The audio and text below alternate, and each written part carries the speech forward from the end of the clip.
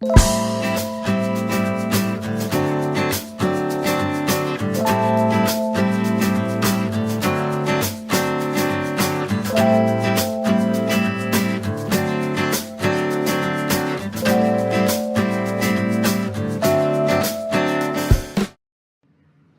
I'm not sure what to say first. I think about this all week, and I wanted to kind of know, from a life starting from negativity and being surrounded by it, I made a big change with a pretty negative situation that happened. And this is where I discovered you, and it's turned my life around. Yet I'm still feel like I'm blocking a lot of things. I feel like I am very good at manifesting negative things, and they happen very quickly when I think of them.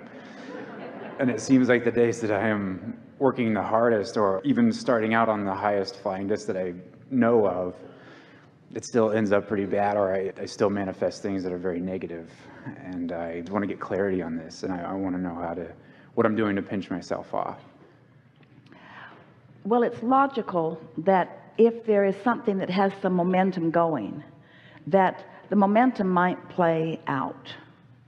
We've been saying for a while, to try to get you to relax and have a little fun with it, that it's like sometimes you have fallen out of an airplane with no parachute and you want to know, what should I do now? And we say, don't worry, it'll be over soon. Because sometimes it just has to play itself out, but you can hit the ground running. You really can. So we talked earlier today about getting out ahead of it, and that really is where your power is. The difficulty is that if there's something negative that you have your attention on, then you're producing more momentum for more negativity. And a good analogy, we know that you know this, and perhaps it is not necessary for us to compound the problem with an example about the problem, but this can be helpful. Imagine that you are moving forward, and from your mouth is spewing a sort of mist that is causing a fog, a red inky mist that is making it difficult for you to see and experience things. But you just keep spewing the mist, and so you keep having that experience. And if you just stop spewing it, in a little while the mist will dissipate, not instantaneously. But it's hard to stop spewing the mist, because while you're in the middle of the unwanted mist, you're usually talking about the mist you're in, which just causes you to spew more of it, which you're then talking about, and so it never quite gets cleared up. And then you meet those people who remember the mist, who, even though you've kind of cleared it up and aren't thinking about it, they're remembering it because it hasn't quite dissipated all the way. And so it really is more about that. But bit by bit, you can get into a different place. And here's the easiest way to do that. When you sleep at night, that mist stops. You aren't spewing it while you're sleeping, because your consciousness leaves your physical apparatus, just like when you make your final transition, when you have what you call your death experience. When you sleep, your consciousness is not having a point of attraction. So that's a really good time for that mist to clear up. And when you wake up in the morning, if you don't start spewing it again already, then this day is going to have less of that attraction power than the day before. And the next day, less still. And the next day, less still, until it really does not take long. But it takes some understanding of what's causing the mist, and some willingness, or maybe even discipline, to focus on things that feel better. It's not easy to have something that's happening, or someone that's after you, or something. It's not easy not to react. It's a normal response to react. If something's coming at you, you sort of want to defend yourself, but you have to get out of that defensive place, which means you have to be focused upon other things. And you can't focus upon negative things and positive things at the same time, or bad feeling things or good feeling things at the same time. Just stop being hard on yourself about the contrasts that you experience. Look for the benefit in it. Here's something really good to say. Even if you're experiencing something really not wanted, say to yourself, since things are always working out for me, there must be value in this. And then look for it. Look for the value. We know that sounds good. Is it practical enough for you to apply it? Yes, absolutely. And I've wanted to adopt that very thinking. And when good things do happen, I like to acknowledge them. I say, hey, well, at least I'm doing something right. I must be thinking in the right way. I'm attracting this right way. And it almost seems immediately that that's when it changes. Goes right back to the opposite way. Well, a desire has two ends on the stick. There's what's wanted on one end of it and the absence of what's wanted on the other. So maybe sometimes when things are going well, it does make you think about the other end of the stick. But that will happen less and less. It just happens less and less. You can't miss this, knowing what you now know and where you now stand in relationship to what you know. There's no way that the unwanted will not continue to dissipate. It must continue to dissipate. Anything else would be illogical. We want you to just relax in this and not get too upset with yourself. Esther does that sometimes too. She'll say, I should know better. And we say, what about sometimes traveling through an unpleasant neighborhood or environment on your way to a beautiful park? Sometimes those unwanted things are just causing you to ask with stronger clarity about what you do want.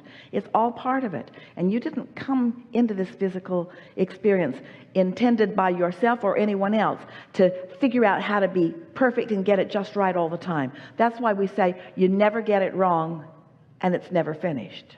And the reason that you can't get it wrong is because it's never finished. So you just, from where you are, you keep getting out ahead of it again and getting out ahead of it again and getting out ahead of it again. We want to say this. We think it will help you. So have you been listening to us for a while? Even though it's your first time here, have you been listening to us for a while? So you've been hearing us talking about the vortex, which is that vibrational version that precedes the manifestation of things. So here's this vibrational version. We even gave it a name because we wanted you to feel the realness of its existence. So as it is in the state of becoming, because law of attraction is responding to it too, it's gaining a momentum. And if you are in the vicinity of the momentum that it has gathered, then you receive answers and ideas about it. And that's really what we mean by the receiving mode of what your inner being knows and who you've really become, what your life has caused you to become.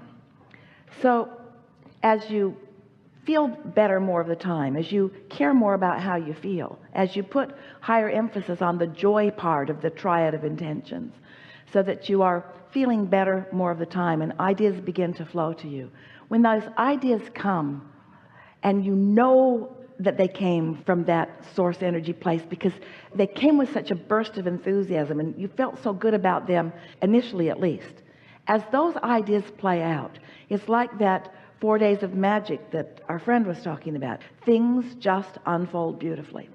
But if you're feeling vulnerable, or if you're feeling picked on, or if you're feeling misunderstood, or if you're feeling taken advantage of, or if you're feeling angry or defensive, or any of those natural human emotions that you all feel from time to time, that's a receptive mode too.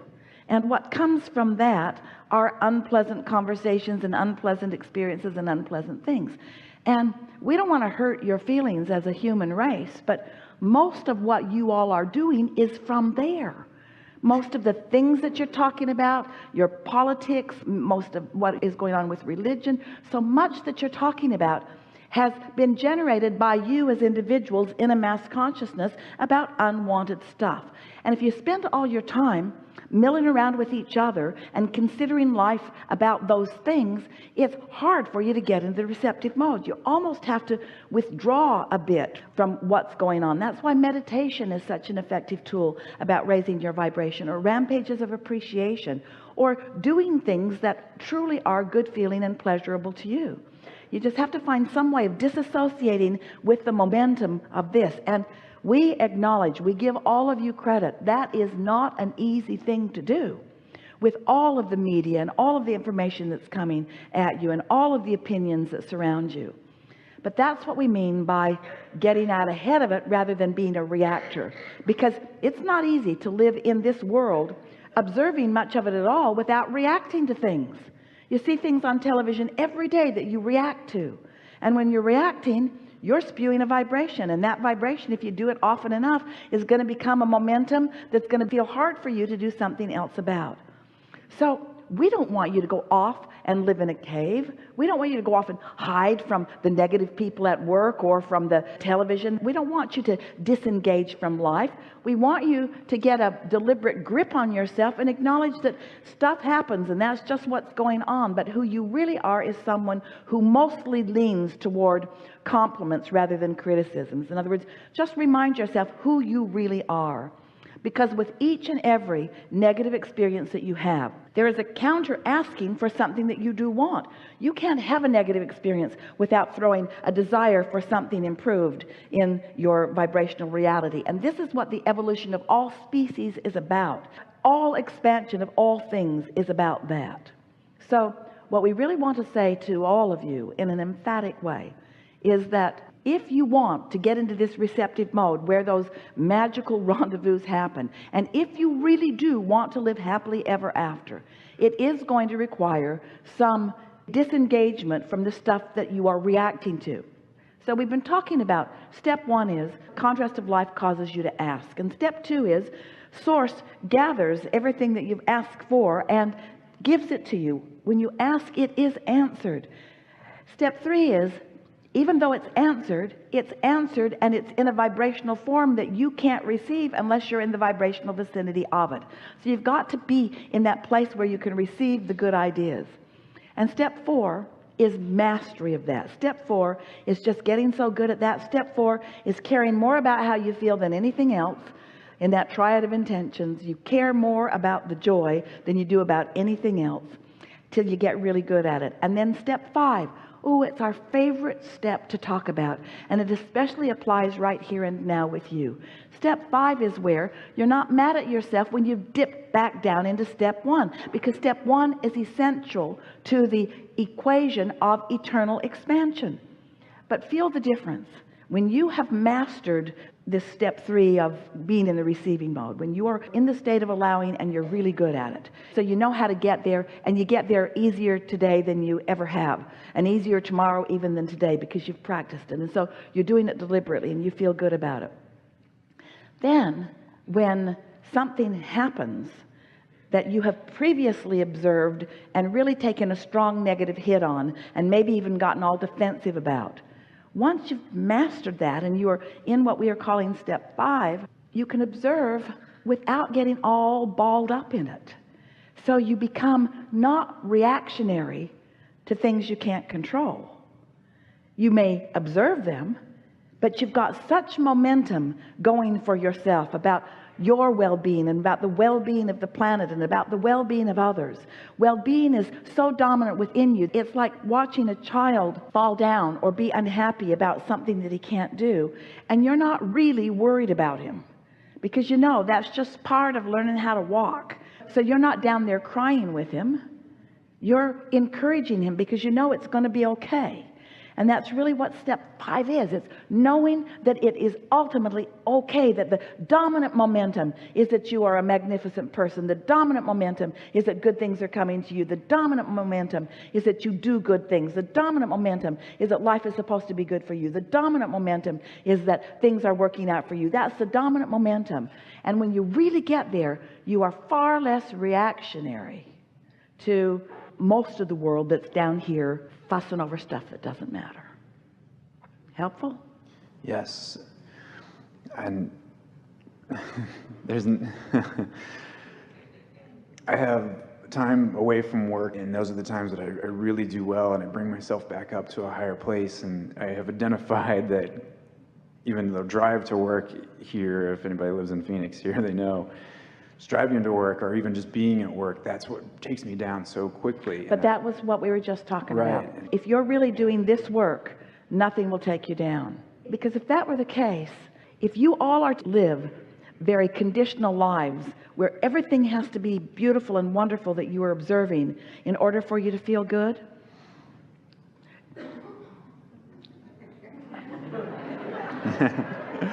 I understand. you just can't isolate yourself from enough that you are tempted to react to, because you were born into contrast for the purpose of making choices. And so the answer is to enjoy the contrast because it helps you make choices, not see it as a threat to your happiness. Can you feel the difference? Contrast doesn't threaten you. It's what has given birth to your vortex. It's what feeds your vortex. It's what the expansion of the universe is all about. Don't take this stuff so personally. Nobody is mad at you. They're only mad at themselves. They're only upset that they're not where they want to be. And in their agony at not being in the receptive mode, they are flailing out. They are lashing out. And you don't want to be so uninformed or ignorant about how this all works that you let them get your goat. Right. So this event that I talked about that caused me to turn around, I've listened to many times to the same question, and it seems like these people have gotten different answers, and I want this answer for me. Yes, that's why the answers are different. Right. Right. It is a lover that left. And say again? It is a lover that left me, and somebody that I attracted in even one of the worst times of my life. And I don't understand how that happened, but in the best time of my life, I can't seem to get them back, and that's what I'm trying to get clarity. When we ask for clarification, because it wasn't clear to us if you'd said a lover who left or love that left. And there's such a distinction, because if you want someone to love you and flow their love to you, and we know how good that feels, and we can understand why, if they're not doing that now, that wouldn't feel as good as it felt when they were doing it. But if you can remember that the reason that you feel the way you feel is for one reason only. It's because of what you're broadcasting. What you are broadcasting or radiating or spewing has a relationship with what your inner being is doing at the same time about the same thing.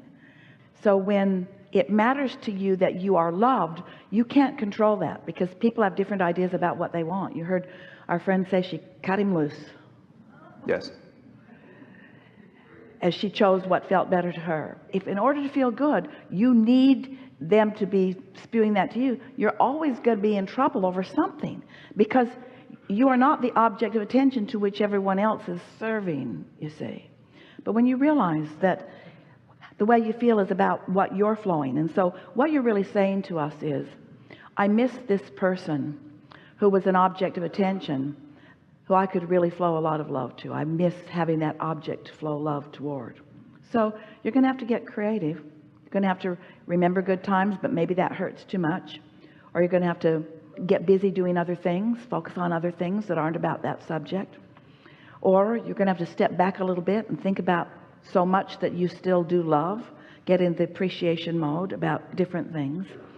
And it's our promise to you. You see, you can't have a lover leave you in any way without putting big time in your vortex the return of that somehow, some way. But you can't get into the receptive mode to let it in if you're still feeling the loss of the lover.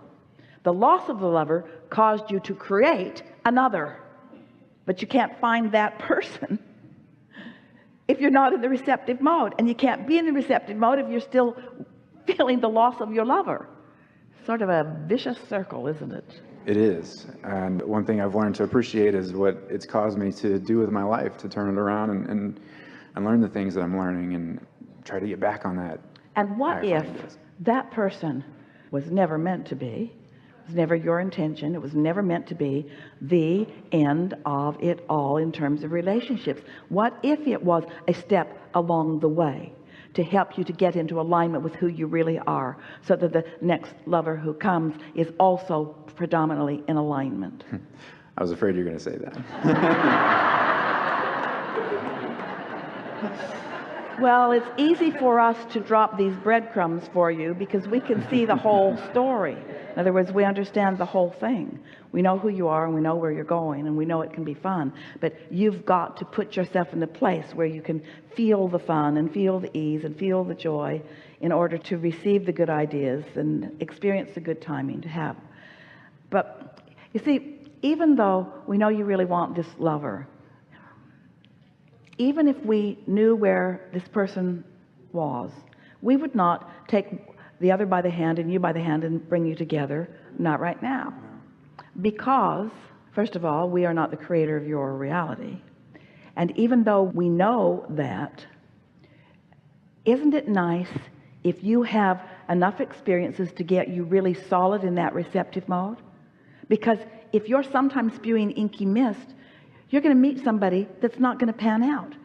And if you're never spewing the inky mist, when you meet, it's going to be really, really good. Feel the difference? Mm-hmm. One day a woman said to us, Abraham, I need you to help my son find a mate. I want him to find one quickly. And we said, well, we don't think that's a very good idea. And she couldn't believe we were saying that. Why? She thought it was the answer to everything that was bothering him, because that's what he was suffering over so much. And we said, if he finds someone now, that person will be just like he is, unemployed, feeling bad, not doing very well, and they'll just bang around together and then it'll all blow up. And she said, that's what's been happening. And we said, he wants to remember who he is and become who he is, so he attracts someone to him of who he really is, not who he almost is. You see? And so it's nice that you have so many other wonderful things to think about. And we were projecting something that almost caused Esther to say, be patient. But it isn't about patience. When someone thanks Esther for her patience, she says, you have me mixed up with somebody else. Because you all want what you want when you want it. But if you can remember, the reason why you want it is for something that you can already accomplish. Here's an example. And we're continuing here because it's satisfying so many things around the room, and because you're so close for this to really click into place for you.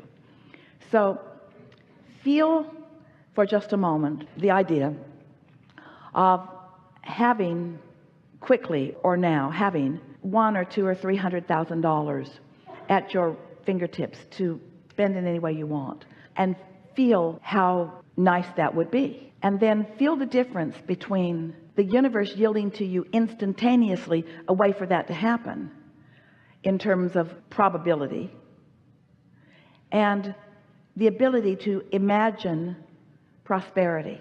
Do you think it would be easier for you to imagine prosperity, or to by the end of the day have $300,000 in your hand? That was an interesting exercise, because a lot of you said, just give me the damn money, Abraham, and stop messing with me.